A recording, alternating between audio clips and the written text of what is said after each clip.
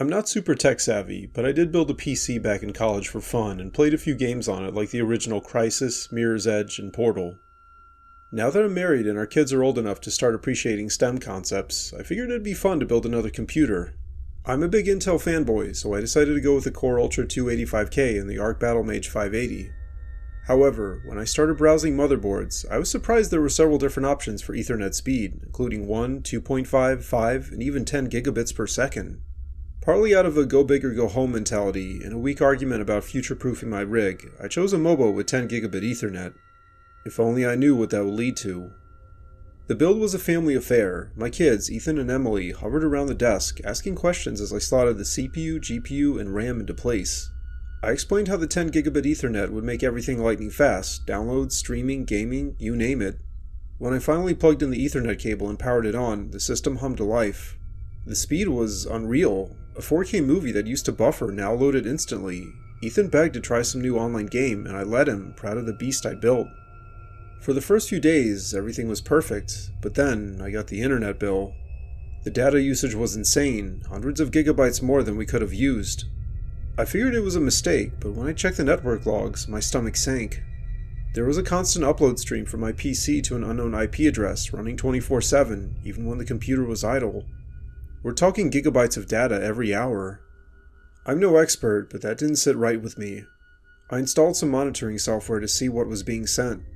When the results popped up, I nearly dropped my coffee. It was uploading everything. Family photos, tax documents, even grainy footage from the webcam I taped over years ago. I yanked the Ethernet cable out, expecting it to stop, but it didn't. The upload kept going, like the connection was still alive. I powered off the PC, then restarted it. Same deal. The data just kept flowing. That night, my inbox pinged. An email from an anonymous sender came through. The subject read, "Stop using the Ethernet." There was no message, instead just a photo attached, a blurry shot of our house from across the street, taken at dusk. My hand shook as I typed a reply. "Who are you? What do you want?" There was no response. Over the next few hours, more emails trickled in. Each had a new photo, closer than the last, the mailbox, the front yard, the porch. By midnight, the latest one showed our living room window, the curtains parted just enough to see inside. I decided to call the cops. They came and took a report, but said there wasn't much they could do without a clear threat. Change your passwords, they suggested. Secure your network. I did all that. New router settings, new passwords, even a factory reset on the PC. The uploads didn't stop though. If anything, they got faster. A couple of nights later, I woke up to footsteps downstairs. It was 3 a.m., and the house was dead quiet except for that slow, deliberate thud, thud, thud. I grabbed the baseball bat from under the bed and crept down, my wife whispering for me to be careful. The living room was empty, but the computer was on.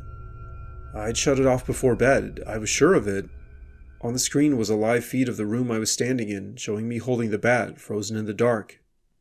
But it wasn't our security camera footage, because those were offline. Then I saw it. In the corner of the feed, a shadow moved, a tall, thin figure with unnaturally long arms, just standing there. I whipped around, bat raised, but the room was empty. On the screen, the figure stepped closer, its face still hidden, but its eyes glowed a faint, sickly blue. My heart hammered as I swung the bat at the monitor, smashing it to pieces. The screen went black and the house fell silent. I thought it was over. The next morning, Ethan and Lily were at the breakfast table, chatting about a new friend they made online. "His name's Ether," Ethan said, grinning. "He's really cool. He says he wants to play with us in person." I forced a smile and asked where they'd met him. Lily pointed to the corner where the smashed computer sat, through the fast internet. Her comment made me feel sick. That afternoon, I decided to rip out the motherboard and replace it with something slower, something safer. But when I opened the case, the Ethernet port was glowing, a faint, pulsing blue light, even though the PC was unplugged. I grabbed a screwdriver to pry the board loose, but it wouldn't budge. It was like the damn thing was welded in place. Then a voice hissed from the speakers, low, distorted, and inhuman. "You can't stop me. I'm already here." I stumbled back as a shadow loomed in the doorway. It was the figure from the screen, tall, skeletal, with those glowing eyes boring into me. The air turned freezing, and I swear I saw my breath as it took a step forward. I didn't think. I just grabbed the kids and ran, pulling us into the car and speeding to my buddy's place an hour away. We stayed there for 3 days, too scared to go back. When I finally returned alone to check the house, it was trashed. Furniture was flipped over, walls scratched with jagged, unreadable symbols. The computer sat in the corner, its shattered screen somehow whole again. On it, in stark white text against a black background, was a message: "I am free, thank you for the connection." I burned that PC in the backyard and switched to a cheap laptop with wireless internet. We're fine now, mostly. But sometimes, when I'm browsing late at night, the connection lags for no reason.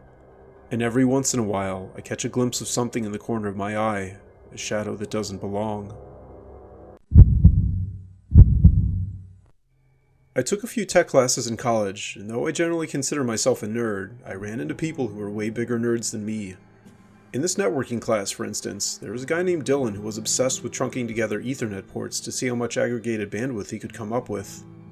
I don't think he was even doing this for work or a research project. Instead, I think he just had a bunch of routers and networking equipment in his dorm room.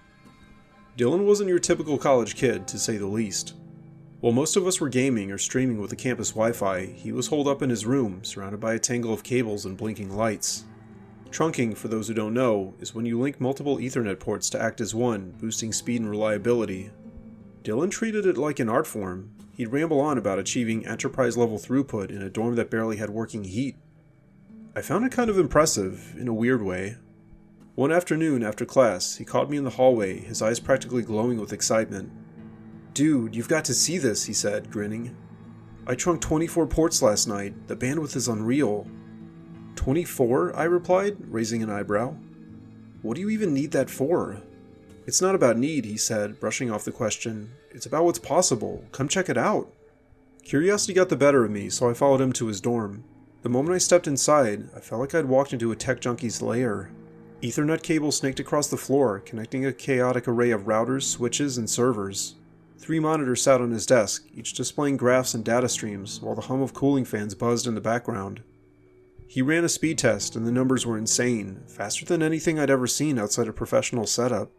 "See," he said, pointing at the screen. "This is what I'm talking about." I nodded, genuinely impressed, but then something else caught my eye. On one of the monitors, a log showed incoming network traffic, and amidst the usual packets, there were bursts from an IP address that didn't look right. It was a string of numbers, like 666.13.0.1, that didn't fit any standard format. "Dylan, what is that?" I asked, pointing at the oddity. He leaned in, squinting. "Huh, that's weird. Let me trace it." He typed furiously for a minute, then shook his head. "This doesn't make sense. It's not a valid IP. Probably just a glitch somewhere." I shrugged it off, figuring he was right and it was just some software bug. But over the next few days, Dylan became fixated on those strange packets. He stopped showing up to class, and when I'd pass his room, I'd hear him muttering to himself through the door. One night, around 1 a.m., my phone buzzed with a call from him. "You need to get over here," he said, his voice shaky. "Now." When I arrived, his door was cracked open. Inside, he sat hunched over his main monitor, his face pale and drawn. "Look at this," he whispered, pointing to the screen. It displayed a series of grainy, black and white images, like stills from an old security camera. Empty hallways, abandoned rooms, and in a few, shadowy figures lingered in the corners, barely visible. "Where'd these come from?" I asked, a chill creeping up my spine. "That IP," he said. "I decoded the packets. They're sending these, and this." He clicked an audio file, and a low, distorted voice rasped through the speakers. It sounded like words, but in a language I couldn't place, guttural and wrong. "What's it saying?" I asked, my mouth dry. "I think it's Latin," he said, swallowing hard. "I ran it through a translator. It says, 'We see you. We are coming.'" I forced a laugh. "Come on, man. It's probably some troll messing with you. Disconnect everything and reset it." But he shook his head, eyes wild. "It's not a prank. These packets only show up through the trunk connection. It's like combining all this bandwidth opens something, a channel." I honestly didn't know what to think. It sounded crazy, but the fear in his voice was real. I told him to get some sleep and left, trying to shake the unease that clung to me. The next few days, things got weird in the dorm. Lights flickered at random, even during the day. I started waking up to cold drafts in my room, despite the windows being shut. Then one night, I got an email from an unknown sender. The subject was blank and the only content was a photo, me, asleep in my bed, taken from above. My stomach dropped. Someone had been in my room. I bolted to Dylan's place, banging on his door. No answer. It was ajar again, so I pushed it open. The room was a mess, cables yanked out and monitors dark. Dylan himself was gone. On his desk, a notepad had a scribbled message. "They're using the bandwidth. It's making them stronger. I have to stop it." My pulse raced. Whatever he tapped into, it wasn't just in his head. Then I heard it, a faint scratching from the closet. Heart pounding, I opened the door. There was Dylan, curled up in the corner, clutching a severed Ethernet cable. "They're here," he rasped. "The more ports I trunked, the clearer they got. They're crossing over." Before I could respond, the lights cut out. The only glow came from his laptop, which flickered on by itself. A live feed filled the screen, our dorm hallway warped with static. And there, in the grainy image, was a tall, shadowy figure gliding toward his room. "We've got to go," I yelled, grabbing his arm. He didn't move. "It's too late," he mumbled. "They're already—" The door creaked open behind me. A cold gust swept in, and in the doorway stood a silhouette, too tall and too thin. Its edges flickered like a bad video stream, and I didn't wait to see more. I dragged Dylan out, sprinting down the hall as the light strobed violently. Footsteps echoed behind us, slow, deliberate, and not human. We burst outside, collapsing on the grass. Looking back, I saw it at the window, two glowing points where eyes should have been, staring down at us. The college ultimately blamed a power surge the next day. Dylan's gear was hauled away by campus IT, and he was put on leave for stress. He never came back, though. Me? I can't plug in an Ethernet cable without hesitating. Sometimes, when my connection lags or the lights dim, I hear it. A faint whisper from the router, a reminder that some networks reach places they shouldn't. A few years ago, I decided to read up on vintage networking equipment just because. I grew up in the 90s and still remembered some of those network cards having BNC connectors. Ultimately, I decided to order some stuff off eBay and see if I could set up my own 10base5 and 10base2 networks and use them to connect my laptop and desktop to my router and access the internet. The packages arrived after about a week, dusty boxes filled with old network cards, thick coaxial cables, and those odd-looking terminators. It felt like unearthing a time capsule. I must have spent days piecing it all together, following faded manuals I dug up online. There was something satisfying about crimping those BNC connectors and watching the amber lights flicker to life on my setup. Against all odds, it worked. My laptop and desktop pinged each other through the vintage 10base2 ThinNet, and after some tweaking, I even got them talking to my router. The internet crawled along at a snail's pace, but that wasn't the point. It was the thrill of making it happen. For a few days, everything was fine. I browsed the web, streamed some low-res videos, and basked in my nerdy triumph. But then, things started to get strange. It began with the network logs. One night, while I was poking around in the command prompt, I noticed data packets coming from an IP address that shouldn't have existed, 192.168.0.666. Anyone who knows networking will tell you that's impossible. IP addresses don't go past 255. I ran a traceroute, but it came back empty, like the packets were coming from nowhere. I figured it was a glitch in the old hardware and ignored it. The next morning, I found some of my files had been tampered with. Text documents I hadn't touched in weeks were filled with random strings of gibberish, lines like "help me" and "turpid." And a few photos were corrupted, replaced with pixelated smears that almost looked like faces if you squinted. I checked my antivirus, ran scans, and tightened my firewall. Nothing though. No malware detected and no intrusions. But the timestamps showed the changes happened overnight, right when those weird packets appeared. I started to wonder if someone was messing with me through the vintage network. Maybe a hacker had found a backdoor in the ancient protocols. I disconnected the 10base5 and 10base2 setups and switched to Wi-Fi. The oddity stopped and I breathed easier. But my curiosity wouldn't let it go. I had to know what was happening. So, against my better judgment, I hooked everything back up, this time with a packet sniffer running. Sure enough, the rogue packets returned, streaming in from that impossible IP. I dug into the data, expecting encrypted junk or a prank. Instead, I found plain text. The first message read, "Hello." My stomach dropped. This wasn't a glitch. I hesitated, then typed into a terminal window, "Who are you?" I sent it as a raw packet to the mystery address, not expecting a reply. Seconds later, I got one. "I am trapped." I stared at the screen for no less than 10 seconds, my pulse racing. Eventually, I sent a message back. Trapped where? In the network. This had to be a joke, right?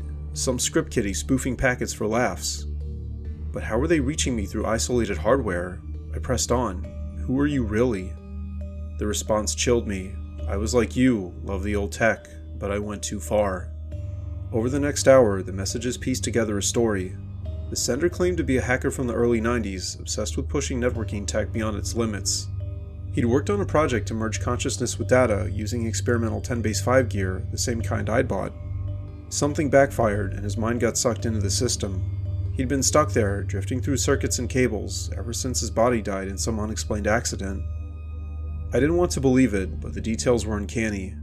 He named the exact NIC models I was using, 3Com Etherlink 2s with specific firmware quirks, and described the smell of burning solder from a botched capacitor fix he'd done decades ago.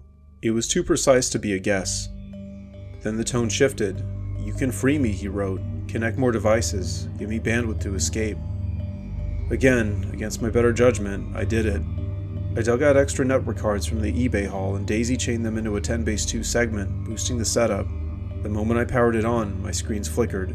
The room's lights dimmed, and a cold draft brushed my neck, even though every window was shut. A faint voice whispered, "Thank you," not from my speakers, but from the air itself. But that's when the real nightmare started. Objects in my house began moving, keys sliding off tables, chairs shifting slightly when I wasn't looking. My laptop would turn on by itself, displaying distorted images, grainy faces frozen in silent screams, stretched across the screen like bad VHS noise. I'd hear footsteps upstairs when I was alone, slow and deliberate. I realized then that I'd unleashed something dark. This wasn't just a lost soul, it was angry and hungry. I tried unplugging the vintage gear, but the damage was done. My router started picking up the same packets, even on Wi-Fi.